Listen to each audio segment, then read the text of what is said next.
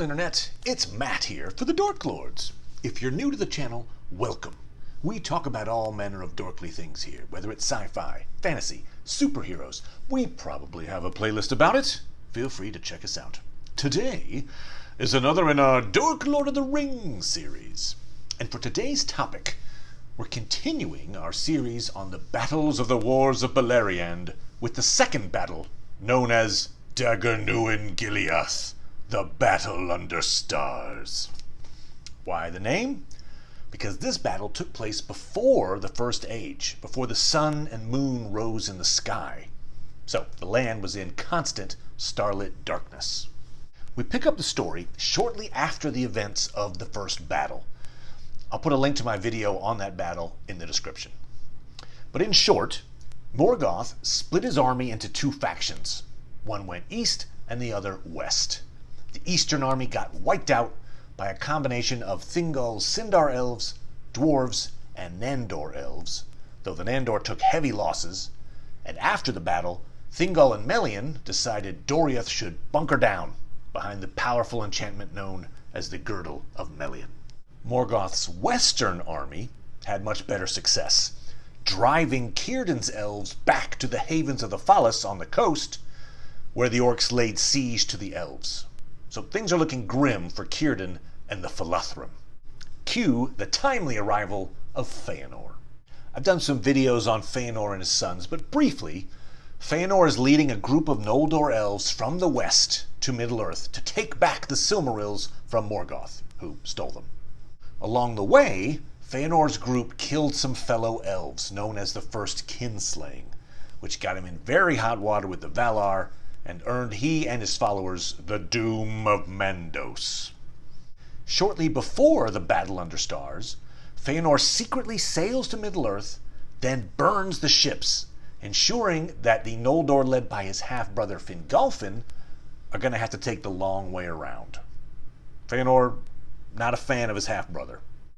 So here's the quote from the Silmarillion, where Fëanor has just arrived in Middle-earth and set fire to the ships. The flames get noticed. This is from the Silmarillion, chapter 13. It has been told that Fëanor and his sons came first of the exiles to Middle-earth, and landed in the waste of Lemoth, the Great Echo. And even as the Noldor set foot upon the strand, their cries were taken up into the hills and multiplied, so that a clamor as of countless mighty voices filled all the coasts of the north. And the noise of the burning of the ships at Losgар went down the winds of the sea as a tumult of great wrath. And far away, all who heard that sound were filled with wonder. Now the flames of that burning were seen not only by Fingolfin, whom Fëanor had deserted in Ahriman, but also by the orcs and the watchers of Morgoth. No tale has told what Morgoth thought in his heart at the tidings that Fëanor, his bitterest foe, had brought a host out of the west. It may be that he feared him little, for he had as yet no proof of the swords of the Noldor, and soon it was seen that he purposed to drive them back into the sea. Under the cold stars before the rising of the moon, the host of Fëanor came at length to the long lake of Mithrim, and upon its northern shore made their encampment in the region that bore the same name. But the host of Morgoth, aroused by the tumult of Lemoth and the light of the burning at Losgар, came through the passes and assailed Fëanor on a sudden, before his camp was full wrought or put in defense. And there on the grey fields of Mithrim was fought the second battle in the Wars of Beleriand. Dagor Nuin Giliath it is named, the Battle Under Stars, for the moon had not yet risen, and it is renowned in song.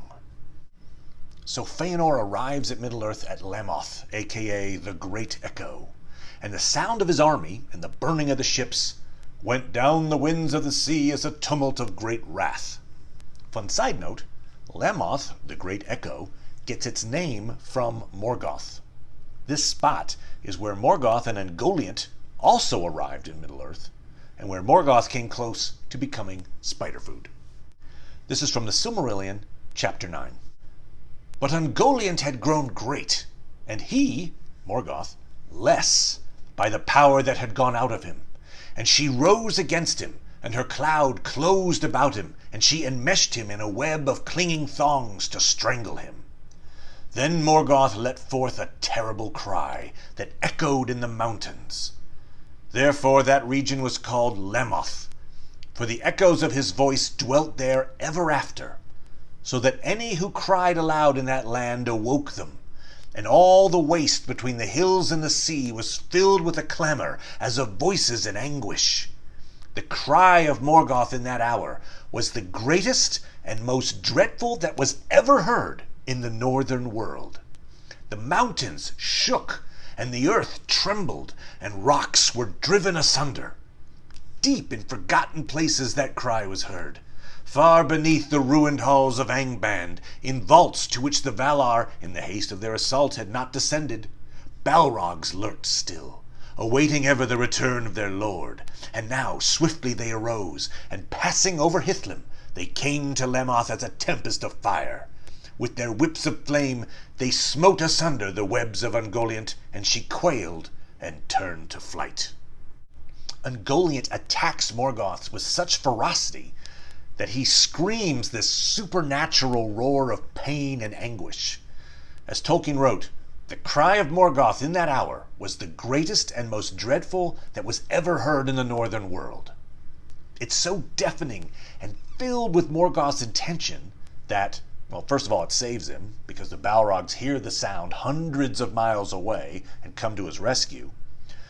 But also, like a curse, his cry scars the land. It magnifies any sound in that region with an echo of his own cries. So, when Feyenoord burns those ships, the source of the sound echoing forth is a combination of Feyenoord and Morgoth. It's loud. The orcs hear it, and as Feyenoord moves inland towards Lake Mithrim, the orcs plan an ambush. It makes perfect sense. Hit your enemy while they're unprepared, before they can even set up camp. Normally, this would be considered excellent tactics. Problem is, these aren't the elves they're used to dealing with, and most of these orcs won't live long enough to regret their mistake. Silmarillion, Chapter 13. The Noldor, outnumbered and taken at unawares, were yet swiftly victorious.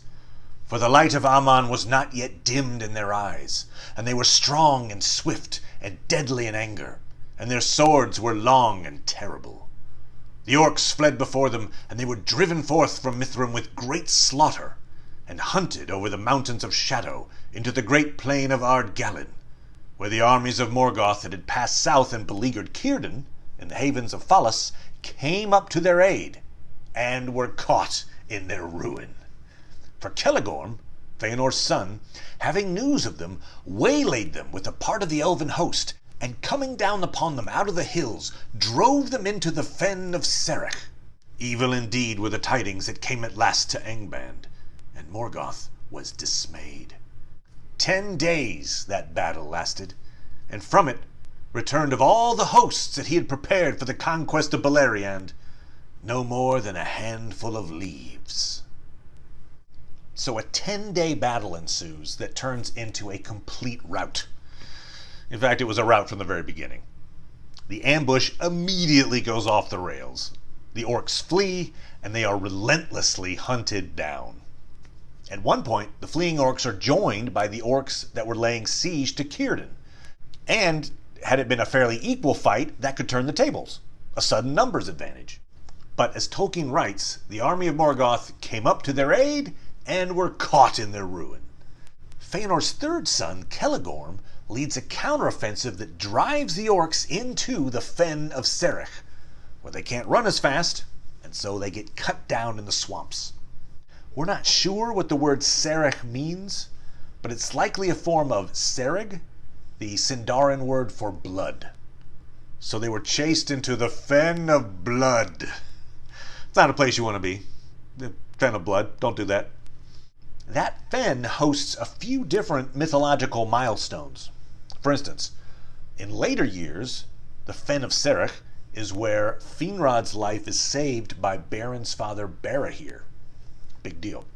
But for now, it's a fen filled with dead orcs. So why were the orcs so outmatched? I think there's a couple of reasons. One is that these are elves newly arrived from the west. As Tolkien writes, the light of Aman was not yet dimmed in their eyes. The Noldor had seen the light from the trees of Valinor, and they were more powerful beings than their Middle-earth dwelling cousins. But that's only part of the story. Note how Tolkien writes, "Their swords were long and terrible." And in the first quote that I read, "For he," Morgoth, "had as yet no proof of the swords of the Noldor." Think back to how Thingol proved victorious in the first Battle of Beleriand. He won because he learned how to forge weapons and armor from the dwarves, and his well-equipped army went through the orcs like butter. The Noldor also have forged weapons and armor. They've won the arms race. And the irony is, they have Morgoth to thank for it. Morgoth engineered his own defeat in the second battle. Back when he lived in the west, he tried to create a civil war between Feyenoord and Fingolfin. And here, that plan backfires. Silmarillion, Chapter 7. Then Melkor set new lies abroad in Eldamar, and whispers came to Feyenoord that Fingolfin and his sons were plotting to usurp the leadership of Finwë and of the elder line of Feyenoord, and to supplant them by the leave of the Valar. And when Melkor saw that these lies were smoldering, and that pride and anger were awake among the Noldor, he spoke to them concerning weapons. And in that time the Noldor began the smithying of swords and axes and spears. Shields also they made, displaying the tokens of many houses, and these only they wore abroad. And Fëanor made a secret forge, of which not even Melkor was aware, and there he tempered fell swords for himself and for his sons, and made tall helms with plumes of red. So it's the military technology of the elves, gear from the secret forges, that, combined with their innate might, wins the day. But in an otherwise one-sided battle, one thing goes horribly wrong for the elves, and they lose their king. Silmarillion, Chapter 13. Yet cause he, Morgoth, had for great joy, though it was hidden from him for a while. For Fëanor, in his wrath against the enemy, would not halt, but pressed on behind the remnant of the orcs, thinking so to come at Morgoth himself. And he laughed aloud as he wielded his sword, rejoicing that he had dared the wrath of the Valar and the evils of the road, and he might see the hour of his vengeance. Nothing did he know of Angband or the great strength of defense that Morgoth had so swiftly prepared. But even had he known, it would not have deterred him, for he was fey, consumed by the flame of his own wrath. Thus it was that he drew far ahead of the van of his host, and seeing this, the servants of Morgoth turned to bay, and there issued from Angband Balrogs to aid them. There upon the land of Morgoth, Fëanor was surrounded, with few friends about him. Long he fought on, and undismayed, though he was wrapped in fire and wounded with many wounds. But at the last he was smitten to the ground by Gothmog, lord of Balrogs, whom Ecthelion after slew in Gondolin. There he would have perished, had not his sons in that moment come up with force to his aid, and the Balrogs left him and departed to Angband. Then his sons raised up their father and bore him back towards Mithrim. But as they were upon the upward path to the pass over the mountains, Fëanor bade them halt, for his wounds were mortal, and he knew that his hour was come. And with his last sight he beheld far off the peaks of Thangorodrim, mightiest of the towers of Middle-earth, and knew with the foreknowledge of death that no power of the Noldor would ever overthrow them. But he cursed the name of Morgoth thrice, and laid it upon his sons to hold to their oath and to avenge their father. Then he died. But he had neither burial nor tomb, for so fiery was his spirit that as it sped his body fell to ash and was borne away like smoke. And his likeness has never again appeared in Arda, neither has his spirit left the halls of Mandos. Thus ended the mightiest of the Noldor, of whose deeds came both their greatest renown and their most grievous woe. I read that quote in my Feyenoord video, but it's also relevant here, obviously, because this is the most important development of the Battle Under Stars, Feyenoord's demise. He's so caught up in the moment, as Tolkien writes, consumed by the flame of his own wrath, remember his name means Spirit of Fire, that he rides far ahead of his army, chasing down fleeing orcs. And as they get close to Angband, here come the Balrogs, led by Gothmog, Lord of Balrogs. Fëanor's mortally wounded, and his sons arrive just in time to chase away the Balrogs. As they're taking him back to camp, he dies, his body turning to ash. And his last act, I think, goes on his greatest hits list of bad choices. As he's dying, he sees Morgoth's impregnable fortress and the peaks of Thangorodrim in the distance, and he knew with the foreknowledge of death that no power of the Noldor would ever overthrow them. And yet, with his last breath, he still makes all of his sons renew their oaths to avenge him, dooming them all. Now, was it the doom of Mandos at work? Perhaps. But I do think Fëanor still had some autonomy in that moment. But he was never one to see the error of his ways. So, the king of the Noldor is gone. The line of succession falls to his eldest son, Maedhros, who I've also covered in a video. And the sons don't even have time to mourn their father's passing before emissaries from Morgoth arrive. Still the Silmarillion, chapter 13, a popular chapter. But even in the hour of the death of Fëanor, an embassy came to his sons from Morgoth, acknowledging defeat and offering terms, even to the surrender of a Silmaril. Then Maedhros the Tall, the eldest son, persuaded his brothers to feign to treat with Morgoth and to meet his emissaries at the place appointed. But the Noldor had as little thought of faith as had he. Wherefore each embassy came with greater force than was agreed. But Morgoth sent the more, and there were Balrogs. Maedhros was ambushed, and all his company were slain.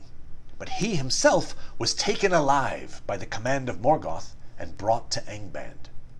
Then the brothers of Maedhros drew back and fortified a great camp in Hithlum.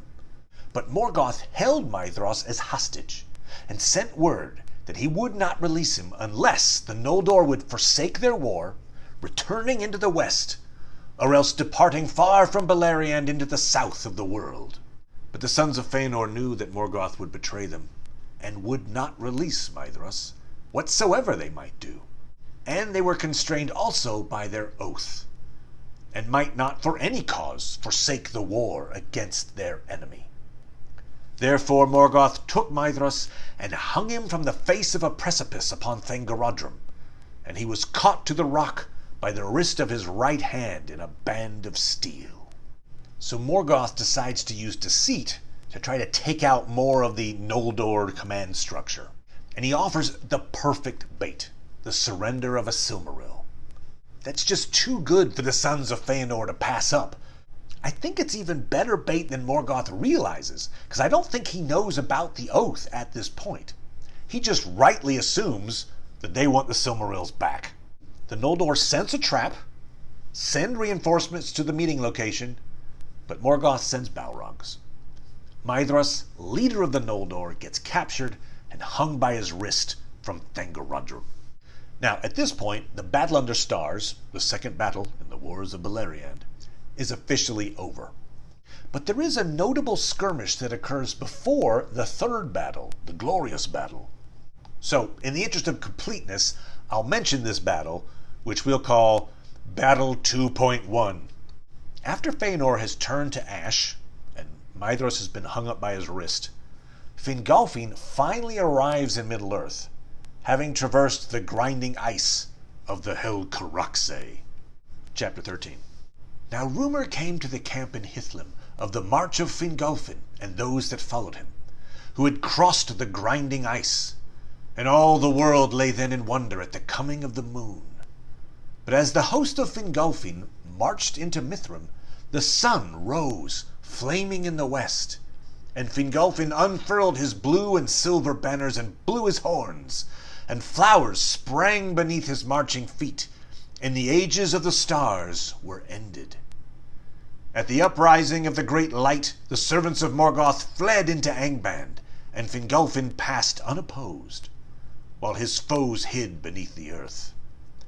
Then the elves smote upon the gates of Angband, and the challenge of their trumpets shook the towers of Thangorodrim. And Maedhros heard them amid his torment and cried aloud, but his voice was lost in the echoes of the stone. But Fingolfin, being of other temper than Feyenoord, and wary of the wiles of Morgoth, withdrew and turned back towards Mithrim. For he had seen the strength of Angband, and thought not that it would fall to the sound of trumpets only. So Fingolfin marches up to Angband, bangs on the gates. Morgoth refuses to fight. He's going to accept that offer years later, when Fingolfin doesn't have an army behind him, but for now he decides to keep the gates closed, and Fingolfin withdraws. The quote picks up Fingolfin's march from the rising of the sun, when Fingolfin marched into Mithrim. But in the Peoples of Middle-earth, we hear what happened immediately after Fingolfin arrived in Middle-earth. Tolkien describes what I'm calling Battle 2.1, the Battle of the Lemoth. Remember, Lemoth is the coastal region I mentioned earlier that was scarred by Morgoth's scream. Well, as Fingolfin comes ashore, his forces are ambushed by orcs, and his son Argon falls in the fighting. This is from the Peoples of Middle-earth, the Shibboleth of Feyenoord, note 38. When the onset of the orcs caught the host at unawares as they marched southwards, and the ranks of the Eldar were giving way, he, Argon, sprang forward and hewed a path through the foes, daunted by his stature and the terrible light of his eyes, till he came to the orc captain and felled him. Then, though he himself was surrounded and slain, the orcs were dismayed, and the Noldor pursued them with slaughter. So Argon, Fingolfin's son, perishes, but he slays the orc captain and inspires the Noldor to victory. And from there, they march on to Angband and bang on the gates. It's interesting to think what might have happened if Feyenoord survived the battle under stars. How would that initial confrontation with Fingolfin have gone? Fingolfin, having been betrayed by the burning of the ships, watching many of his people die in the Hel Caraxes, and just having suffered the death of his son, all connected to Feyenoord's treachery, that would be a hard pill to swallow. But Fingolfin did take an oath to follow Feyenoord, so I don't see Fingolfin killing his half-brother. But he would likely publicly rebuke Feyenoord as a traitor. And Feyenoord already pulled a sword on Fingolfin once years earlier.